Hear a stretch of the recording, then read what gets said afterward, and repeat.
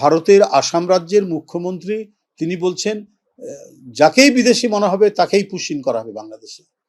আপনি আমেরিকার যদি কোনো ব্যক্তি ভিজিট করে আসামে, বা ইংল্যান্ডের বা সুইডেনের বা সুইজারল্যান্ডের বা ডেনমার্কের বা মধ্যপ্রাচ্যের কোনো দেশের অথবা এশিয়ার অন্য কোনো দেশের, উনি বিদেশি, উনি কথাটা বলেছেন বিদেশি যাকেই আমরা দেখব তাকেই করব। তাহলে আপনারা বিদেশি যাকেই পাবেন বাংলাদেশের কি একটা মানে হয়ে গেছে, বর্জ্য ফেলার একটা জায়গা?